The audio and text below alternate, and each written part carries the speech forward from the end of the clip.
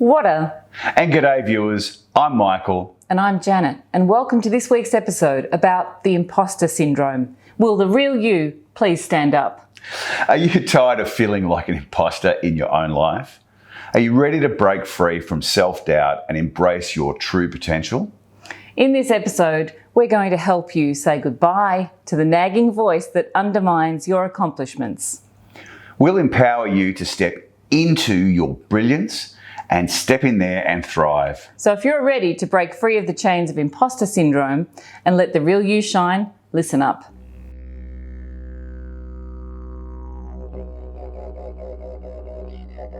Whata? And g'day viewers, I'm Michael. And I'm Janet, and welcome to this week's episode about the imposter syndrome. Will the real me please stand up?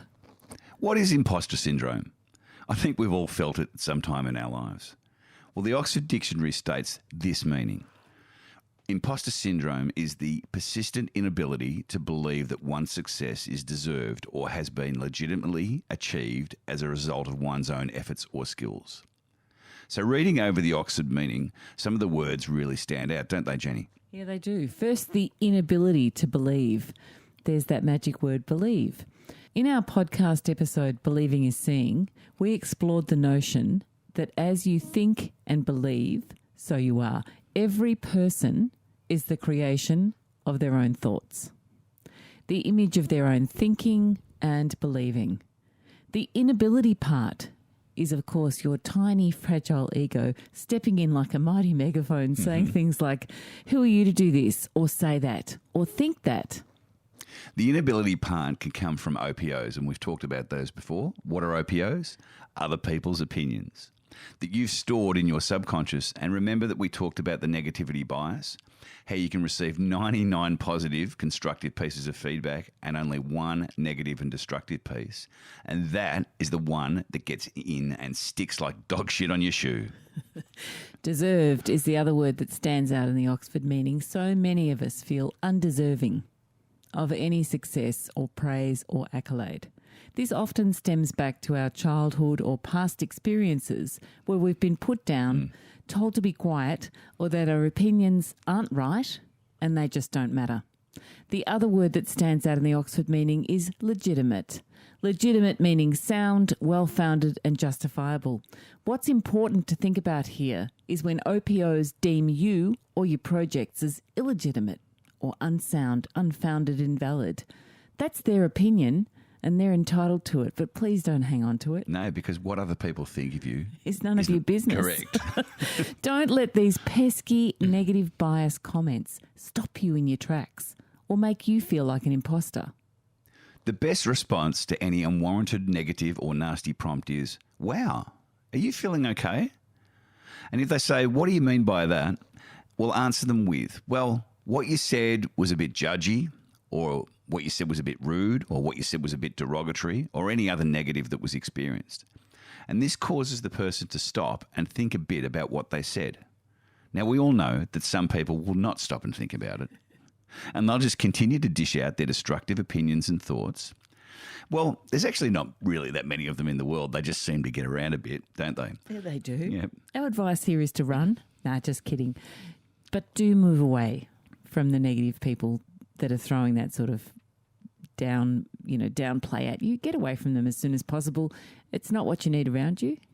We just finished watching episode 2 of Arnold on Netflix, the documentary about Austrian-born Arnold Schwarzenegger, where he explores his transition from bodybuilder to movie star. If you haven't seen it, watch it. It's a really great worth a doco. watch. He was told again and again and again that he would never make it in Hollywood. Nobody wanted a 110-plus kilo bodybuilder with a strong accent, a little English and no acting experience. He ignored the naysayers and kept at it until the right vehicle came along. He held on to his vision and he held tightly to his belief.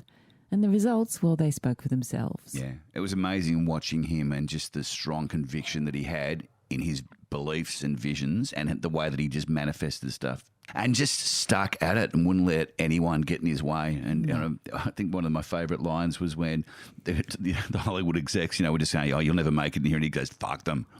He said, fuck them all. I once knew this remarkable guy. And, well, look, for the purposes of this, we'll just call him Joe. And he possessed an abundance of talent, skill, and knowledge in his chosen field. And he was highly regarded by his colleagues and respected by his peers. Yet despite all his accomplishments, he just couldn't shake the feeling that he wasn't good enough. Joe's journey began with a deep passion for his work. He immersed himself in learning and honed his skills tirelessly and was constantly seeking new challenges and pushing himself to excel. And his dedication paid off as he quickly rose through the ranks and became quite known for his expertise. However, instead of celebrating his successes, he found himself plagued by self-doubt. And he would often attribute his achievements to luck or mere coincidence rather than recognising his own hard work and capabilities. And he constantly feared that he would be exposed as a fraud, someone who didn't truly deserve the accolades he received. So imposter syndrome can be an insidious force capable of undermining even the most accomplished individuals.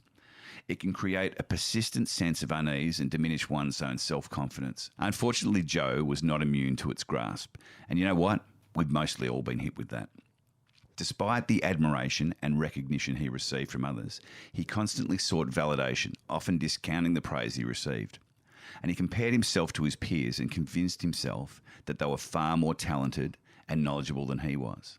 While imposter syndrome may never fully disappear, Joe learned how to manage it and regain control over his self-perception. He focused on building his confidence and embracing his strengths rather than dwelling on his perceived weaknesses. As a result, he became more resilient, content, and able to appreciate his own worth. It serves as a reminder that even the most skilled and accomplished individuals can struggle with self-doubt.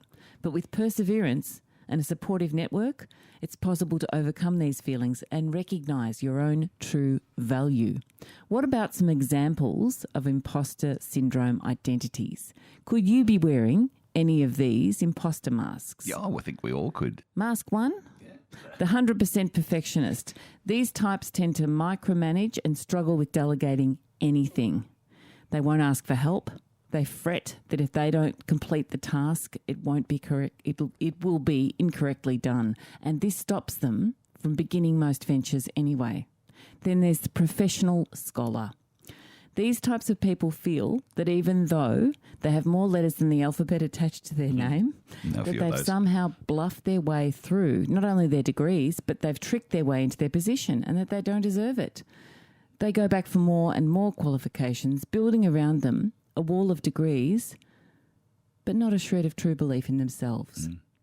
Then there's the super being syndrome, and these types of people are prone to pushing themselves to their limits without thoughts of the consequence of the bigger picture, their health, their relationships, and their happiness. They do this with the underlying thought, am I really this good? Which in turn just fires them along, chasing their success with heightened anxiety that someone will see them for who they really are or aren't. The final type is the natural. And this person has street smarts or genetics or a combination of both on their side. However, opposite to the professional scholar, they question that their research and life experiences need the letters behind their name for true and lasting success. They need to look around and see here that just a few that didn't go the traditional education route. Richard Branson, Bill Gates, Henry Ford, Coco Chanel, Ellen DeGeneres, Anna Wintour all have incredible success. You left one big one out. Albert Einstein. Well, Albert Einstein, the list goes on and on. All have success without the degrees. So how do we break free from imposter syndrome and step up and live the life that we want to? Firstly, be honest with yourself. So do you feel you suffer from imposter syndrome? If yes, listen up. Number 2, on a blank page, write out, I feel like an imposter when, and then complete that sentence. And below this sentence, divide the page into 2 columns, one headed feeling, the other reason. So write the list of the feelings that you have around this imposter syndrome. And beside each feeling, write out the reason that you have this feeling. Doing this will help you evaluate and identify why you experience this syndrome and make it easier for you to work on the areas that you can improve and remove areas that are irrelevant. Number 3, make sure you celebrate and learn from every success. We just don't do that often enough. Celebrate and learn from every success. And you know what? Number 4, celebrate and learn from every failure or attempt. There is no failure. It's just failure is just something that didn't work. So you move on and keep going and keep going. Number 5, let go of the 100% perfectionist myth, or even the normal myth. As we've said before, normal is just a setting on a dryer. And lastly, practice self-love and self-worth and self-compassion. Imposter syndrome, though a pervasive and distressing phenomenon, actually resides within our own minds. We have the power to challenge and overcome it by recognising your accomplishments, reframing your thoughts, seeking support, not from naysayers, but from people who are going to boost you in a constructive way. Focus on your strengths. You can gain control over your self-perception. And we want you to remember this. You are not an imposter. You are a wonderful, unique human being. And what you have to offer this world may not appeal to everyone, and that's okay. But by being authentically you, it will appeal to those who need it and will benefit from it. So keep going and keep going and keep going. Just keep swimming, like Dory said. And remember to smile at the naysayers. Walk right by them and keep moving as your authentic, wonderful, unique self. Until next time, love and blessings. See ya.